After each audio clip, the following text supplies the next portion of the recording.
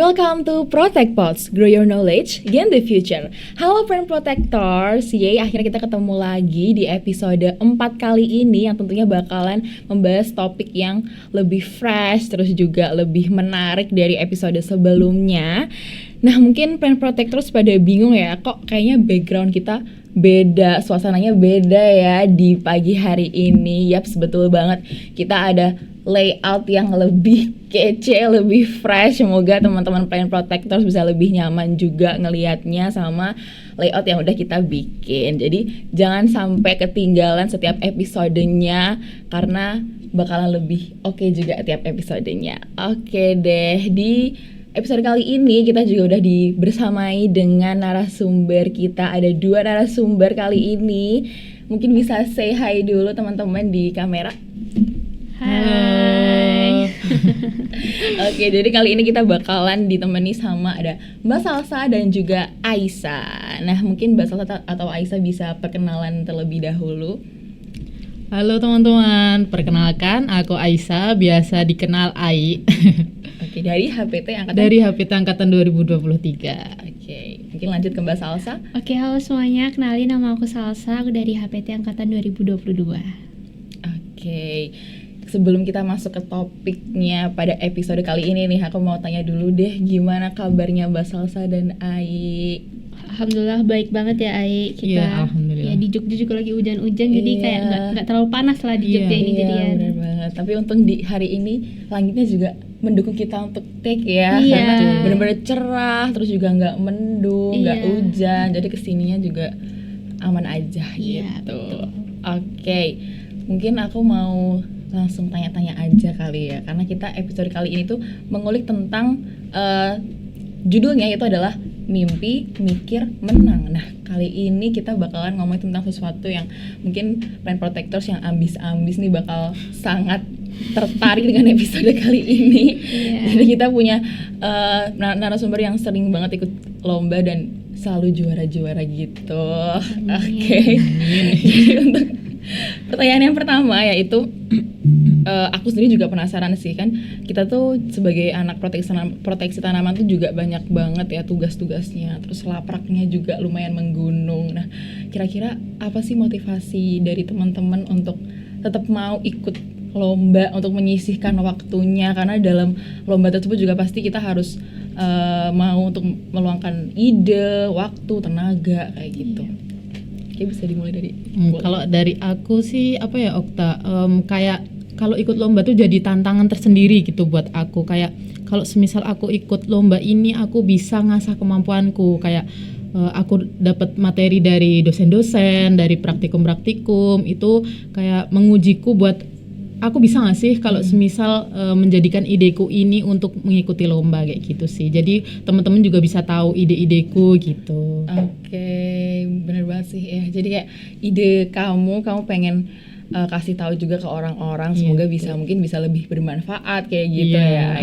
Oke, lanjut ke Mbak Salsa, gimana nih? Aduh, kalau aku motivasinya kayaknya beda ya dari Iya. Ai. Ini sangat filosofis education banget ya. Kalau dari aku sendiri alasannya cuma pengen main sih, karena dengan kita lomba kan kita bisa keluar, mana difasilitasi juga kan sama kampus, kayak dibiayain meskipun gak 100% tapi ada biaya yang di cover sama kampus, jadi kayak kita bisa main ke Malang, ke Riau, kemana-mana pakai biaya uang kampus, jadi kayak seru-seru aja sih, buat seru-seruan, cari relasi gitu-gitu kalau aku.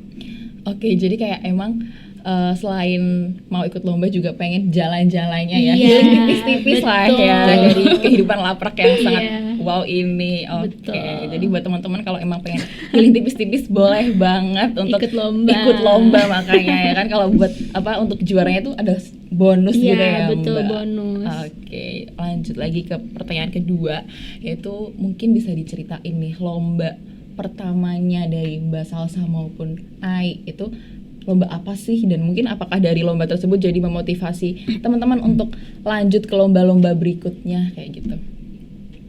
Mungkin Mbak Salsa dulu. Oke, boleh. Kalau aku sendiri lomba pertama yang aku ikutin itu aku lomba karya tulis ilmiah. Itu ada di Universitas Riau. Jadi aku pergi ke Riau ke sana. Dan itu pertama kali ikut lomba, pertama kali ngerasain LKT itu ternyata sesulit itu. Dan waktu itu dibimbing sama dosen namanya Ibu Ani, Prof Ani. Dan beliau sangat membantu banget. Nah, alasannya kenapa pengen tetap ikut terus karena ternyata bisa main keluar-luar itu tadi. Terus habis itu ternyata ketika kita di sana kita juga dapat relasi baru, lingkungan baru. Jadi ternyata seseru itu. Apalagi kalau tadi yang benar dibilang Okta, kalau menang juga nilai plus banget kan. Betul. Gitu. Oke, jadi kalau dari karya tulis ilmiah sendiri tuh kira-kira mungkin dari awalnya tuh gimana sih Mbak, kayak submission dulu, terus nanti waktu ke Riau-nya itu mungkin kayak presentasi atau gimana itu tahapannya tuh pertama kita pasti pendaftaran dulu. Habis pendaftaran kita pengumpulan karya LKTI-nya itu bagian abstrak cuma. Nah, setelah abstrak kita lolos baru kita ngerjain full paper. Itu yang berhalaman-halamannya banyak banget itu. Nah, setelah itu baru kita diseleksi dari full paper itu nanti siapa aja yang jadi finalis, terus finalisnya baru pergi ke Riau untuk presentasi gitu. Iya. Lanjut ke Ai, gimana nih? Kalau dari aku pengalaman pertama itu aku juga disambi sama kepanitiaan Okta. Apa tuh bisa di spill juga? Waktu itu aku ikut kepanitiaan pionir organik, organik. Oh my god ya. Dan di tengah-tengah itu kan masih kayak aku latihan gitu ya, jadi pemandu kebetulan nih gitu kan, sangat padat dan hektik terus banget iya betul. Terus tiba-tiba temenku ngajakin nih, yuk Ai ikut lomba, boleh aja nih, kayak kesempatan juga kan buat aku karena yang belum pernah kan. Terus aku juga bilang, tapi aku belum bisa banget. Nggak apa-apa, kita sama-sama mulai dari nol ya. Akhirnya ya kita coba, ternyata lolos sampai ke presentasi, kita ke ITS. Waktu itu awalnya aku nggak tahu kalau misal harus ke ITS, kayak aku ke ITS kayak wah seneng juga nih bisa ya itu tadi ya gratis ya. Terus punya relasi baru dari universitas lain kayak gitu sih, kayak itu jadi poin menarik juga kalau bisa liburan gratis ya Mbak ya. Iya betul. Oke. Jadi tadi kalau yang di ITS tuh lombanya apa? Karya tulis ilmiah juga sama kayak Mbak Salsa yang harus presentasi ke ITS-nya itu ya. Oke, sangat menarik ya teman-teman. Jadi kayak walaupun Ai ikut di Pionir Organik itu juga setahu aku kayak kita yang kofas tuh pada ikut role play kayak gitu-gitu dan itu rutin banget. Capek sih, cuma tetap mau ngeluangin waktunya untuk ikut lomba. Keren banget sih menurut aku. Oh my god. Oke. Lanjut ke pertanyaan yang ketiga. Jadi kalau dari Mbak Salsa dan Ai nih, kira-kira tuh sebagai langkah pertama nih, step pertama banget yang kita lakuin sebagai mahasiswa untuk mau ikut lomba itu kira-kira apa sih? Kayak ya mungkin dari niat terlebih dahulu atau gimana gitu. Dari aku ya, langkah yang paling utama itu nekat sih. harus nekat karena kalau semisal kita nggak mau coba, nggak mau nekat tuh nggak bakalan bisa gitu. Kalau menurut aku kayak gitu sih. Jadi langkah utama adalah nekat. Nekat bener. Kalau Mbak Salsa? Kalau aku langkah pertama yang harus dimiliki itu harus punya teman yang benar-benar sevisi misi. Kalau misal teman yang punya sudut pandang yang beda dikit itu nanti pasti mempengaruhi banget kinerja tim kan. Jadi alhamdulillah juga dapat teman yang kayak benar-benar satu visi misi, ngerjainnya oke, dan dia mau easy going. Kalau misal deadline-nya emang mepet, kita juga emang harus ngejar. Itu yang paling penting sih, orangnya sama-sama ambisius lah, harus sama-sama gitu. Kalau sendirian pasti susah. Iya susah, benar banget. Iya sih, aku juga mungkin agak curus soal dikit, aku kan juga pernah ikut lomba kayak gitu ya. Dan kayak lomba itu tim, apalagi timnya ada berlima. Dan kalau seumpama kita emang nggak komit satu sama lain kan pasti kayak susah banget ya. Dan setahu aku juga Mbak Salsa maupun Ai juga ikutnya lombanya kan kayak tim gitu kan. Dan kalau emang ada salah satu nih yang nggak bisa komit, kayak masih hilang-hilangan tuh emang susah banget. Dan kayak jadi dongkol buat kita ya. Kayak aduh ntar gimana ya kalau nggak ada dia, jadi cuma berempat doang. Ntar mikirnya jadi cuma berempat itu doang gitu. Padahal kan kalau selama dari banyak pikiran banyak orang tuh sebenarnya juga jadi lebih banyak ide yang kita keluarin gitu nggak sih? Betul. Oke deh, lanjut juga. Nah tadi kan Mbak Salsa juga sama Ai udah ngobrolin lombanya yang diikutin banyak kayak gitu ya selama ini. Dari yang teman-teman lakuin selama ini yaitu kehidupan kuliah, terus juga tadi Ai bilang ikut event kayak gitu, terus sama organisasi, terus juga dengan kehidupan pribadi kalian, kayak kan pasti kalian juga pengen gak sih di sela-sela kuliah itu mungkin ada hobi tersendiri kayak mungkin drakoran ya kayak aku suka drakoran terus kayak gitu-gitu. Gimana sih baginya manajemen waktunya supaya tetap bisa gitu loh antara akademik, non akademik sama kesenangan diri sendiri. Kira-kira gimana? Gimana ya caranya? Kok tiba-tiba dijalanin aja udah bisa gitu. Iya betul. Nggak usah yang dipikirin ya. Kalau terlalu dipikirin mungkin aku juga kalau mikirin dulu kok bisa ya gimana caranya. Tapi ketika kita ngejalanin lagi tuh ternyata emang bisa-bisa aja gitu, asalkan kita punya tekad, keinginan, lingkungan yang mendukung gitu. Tapi emang kadang untuk melawan rasa malas itu kan susah ya. Kalau aku tipsnya sendiri aku harus ngerjain di luar kos. Kalau di kos pasti aku kayak banyak scroll suntuk gitu ya, suntuk sendirian gitu. Tapi kalau di luar kita ngelihat orang lain ambis, kita tuh kayak terdorong gitu. Iya benar-benar. Kita bisa di perpusat atau di kafe gitu kan, orang-orang pada ngerjain tugas ya, itu ngeliatin orang, oh ini orang pada ngerjain tugas, masa aku enggak ya. Kita terdorong, ada dorongan gitu loh. Kalau aku gitu sih. Kalau Ai gimana ini? Kalau aku malah berbanding terbalik ya sama Mbak Salsa. Aku orangnya yang tipe nggak bisa ngerjain di luar, harus di rumah gitu. Aku tuh orangnya gampang kehilangan fokus juga kalau di luar. Jadi kayak kalau semisal di rumah itu lebih tenang, lebih bisa ngerjain. Dan fun fact juga aku tuh masih bisa Netflix-an juga, masih bisa ikut kepanitiaan, ikut organisasi juga, IMHPT ya. Dan di situ aku ngebaginya tuh kalau semisal nih ada laporan praktikum kayak gitu ya, aku lebih ngutamain itu. Jadi lomba itu adalah selingan gitu. Nah, laporan praktikum ini biasanya misal hari ini aku praktikum nih, besoknya itu aku udah mulai ngerjain. Jadi 2 hari kalau bisa itu udah selesai. Jadi biar nggak kepikiran terus abis itu kan pasti masih ada sisa waktu gitu ya. Itu biasanya aku scroll IG, itu tuh kan aku banyak follow kayak info lomba kayak gitu. Aku kayak kalau semisal oh ini menarik nih, aku kirim nih ke Instagram secondku, nanti aku lihat lagi, aku pilih lagi buat diikutin kayak gitu sih. Jadi meskipun ikut lomba juga tetap bisa kebagi semuanya ya, dengan rapi, dengan terstruktur juga. Kayak keren banget sih. Semoga teman-teman juga bisa termotivasi ya sama Mbak Salsa dan Ai gitu. Jadi nggak usah perlu risau, nggak perlu galau. Aduh, ntar aku kalau ikut lomba jadi kurang nih waktu aku buat main kayak gitu. Itu tetap bisa kok asal kita niat juga. Bener banget. Ada fun fact juga loh. Gimana nih? Sebenarnya waktu kita atau teman-teman semua itu lagi scroll Instagram ataupun TikTok, di situ tuh sebenarnya ladang dari ide-ide yang ada. Iya, betul. Nah, misal kayak kita lagi scroll terus ada ide kayak tentang pertanian, tentang teknologi, ternyata ide-ide itu juga bisa kita pakai sebagai ide lomba kita. Terus kita improve, dari ide ini aku bisa ningkatin apa ya, peluang yang lebih meningkatkan value-nya gitu. Sebenarnya nggak buang-buang waktu ya kita kalau scroll itu.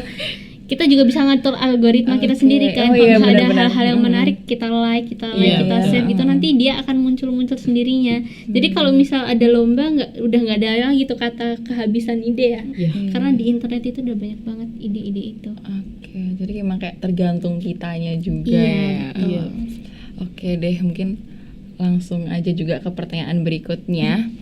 Kira-kira dari teman-teman tuh ada nggak sih metode tersendiri, kayak tips tersendiri gitu, metode belajarnya gitu ya, supaya antara materi kuliah ini yang udah kita dapat itu juga bisa kita aplikasiin waktu ikut lomba.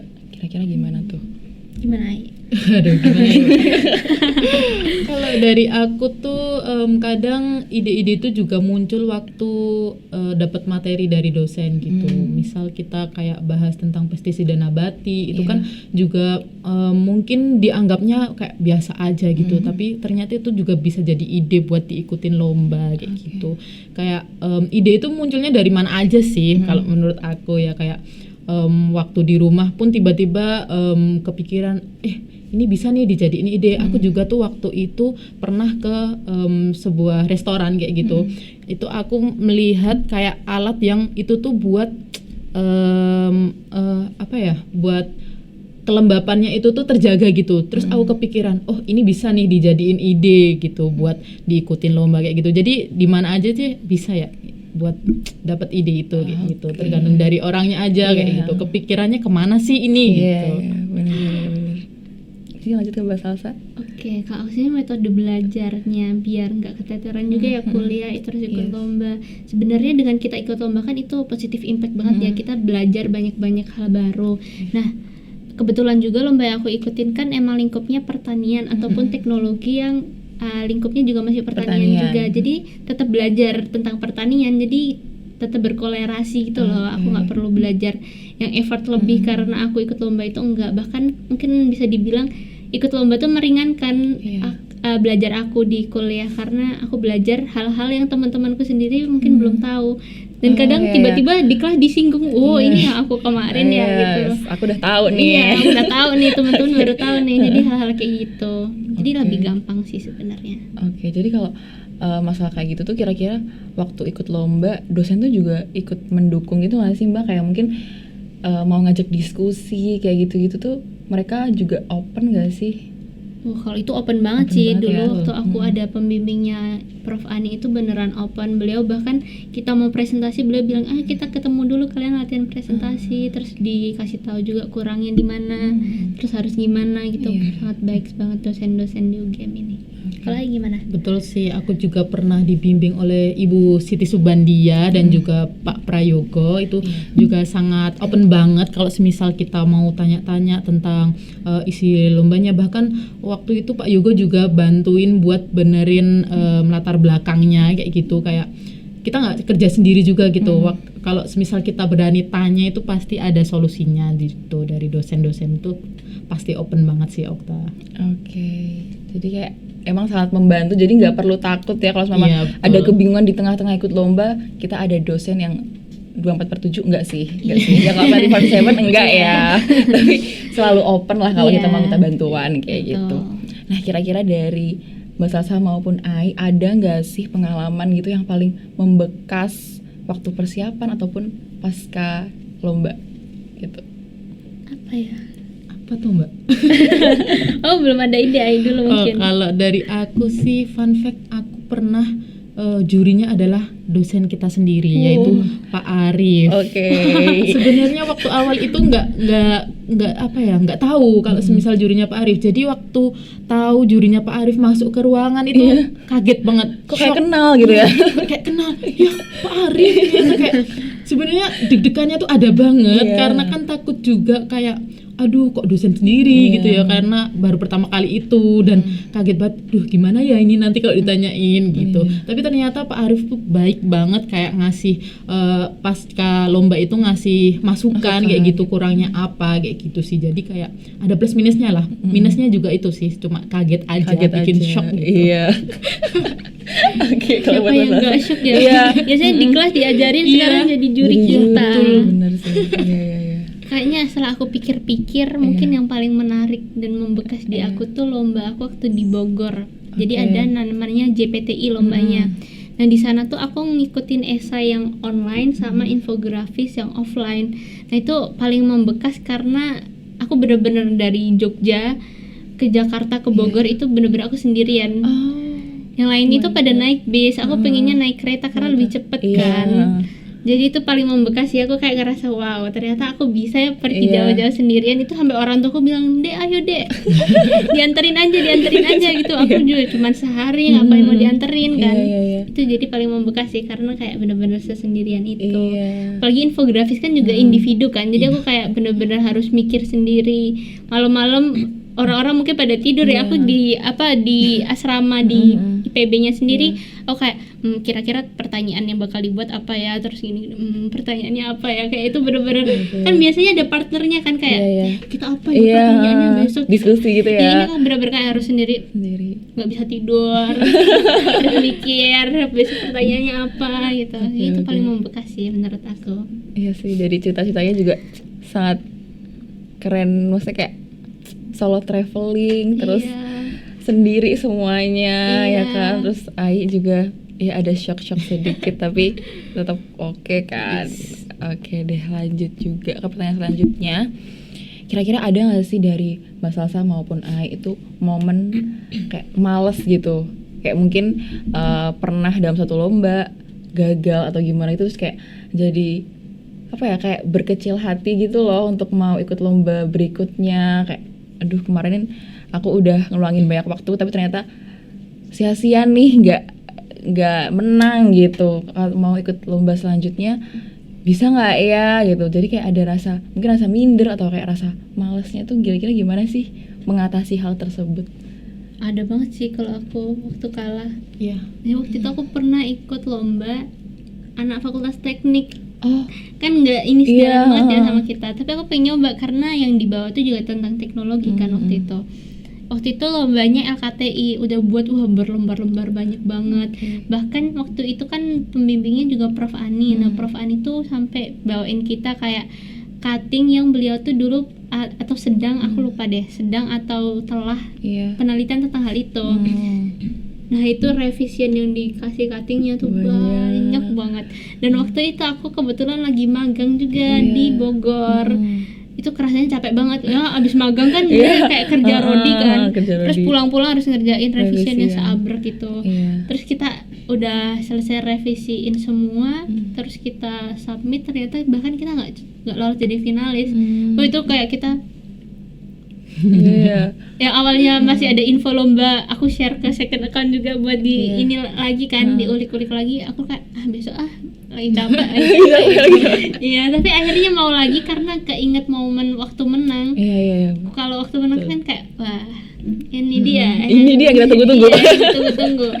Jadi ya tetap pasti ada plus minusnya gitu. Yang penting tetap belajar. Jadi tahu anak FT ternyata harusnya teknologi atau paper yang di ini juga lebih complicated. Waktu itu kayaknya minusnya tuh kayak kita nggak kasih komponen apa aja gitu loh. Kita mikirnya mungkin emang kalau kita lomba di FT kan butuh komponen yang dibutuhin di teknologi apa aja, itu juga perlu dicantumin. Mungkin itu sih. Kalau Ai gimana? Kalau dari aku pernah sih juga Mbak, itu tuh sebenarnya juga ini temanya itu inovasi. Kan yang aku bayangin juga itu tuh inovasi tuh kayak kita baru ngasih inovasi nih, belum ke alatnya. Nah, sedangkan itu tuh teman-teman yang lain, tim yang lain itu udah pakai teknologinya, jadi udah kayak ada alatnya gitu. Jadi bikin minder juga ya sebelum presentasi kayak aduh udah deh, kayak udah dulu gitu. Ya kan emang kenyataannya kalah juga ya kan. Kayak tapi habis itu tuh kayak jadi kalah itu bukan akhir segalanya gitu. Kayak aku kalau semisal ini kalah, aku malah harus cari info lomba lagi kayak gitu. Itu tuh kayak menarik, jadi tantangan tersendiri buat aku juga kayak gitu sih. Jadi kayak banyak banget tantangannya, tapi emang itu harus dilewatin. Nekat itu tadi sih, nekat. Ai positive vibes. Iya, positive vibes banget. Keren banget. Aku juga setuju banget sama Mbak Salsa sama Ai, karena kayak mau gimana pun tuh setiap prosesnya pasti ada sesuatu yang bisa kita ambil gitu loh. Entah kayak mungkin emang kita yang harus lebih nge-push diri kita sendiri untuk bisa sesuai sama ekspektasi kita sendiri lah ya, kayak tujuannya mau apa kayak gitu. Terus juga di tengah-tengah itu pasti ada juga sesuatu yang mungkin sebelumnya belum kita dapat, jadi kita dapetin di situ gitu loh. Aku juga setuju banget sih. Mungkin lanjut aja ke yang terakhir, yaitu kira-kira mau ikut lomba lagi nggak sih di waktu-waktu dekat ini? Waduh. Gimana tuh Mbak? Kalau dari aku kebetulan kemarin minggu ini itu habis presentasi juga Okta, dan pengumumannya minggu depan. Semoga aja memberikan hasil yang terbaik lah ya, karena kemarin tuh sempet ada kendala mati lampu. Jadi presentasinya online. Jadi kayak aku ngedukun nih, kayak jadi di depan itu tuh ada dua lilin yang menemaniku untuk presentasi. Apalagi aku urutan pertama presentasinya. Dan itu agak ya tantangan juga sih. Kayak juga ya. Bener-bener itu spesial juga. Spesial di tengah keredupan itu. Iya. Oke. Kalau aku sendiri kan udah semester akhir ya, udah skripsian, jadi aku nyarinya lombanya yang online. Jadi aku emang lagi coba-coba lomba-lomba juga, cuman yang notabene online, udah yang nggak offline lagi. Tapi kayak aku harus pengamatan kelahan juga kan, tiap minggunya seminggu 2 kali, terus ada tanggungan hal-hal lain juga. Jadi kayaknya milihan di Jogja aja gitu, tapi tetap pasti ikut. Kita habiskan sampai titik terakhir. Oh my god, benar. Selagi ada kesempatan ya. Iya, betul.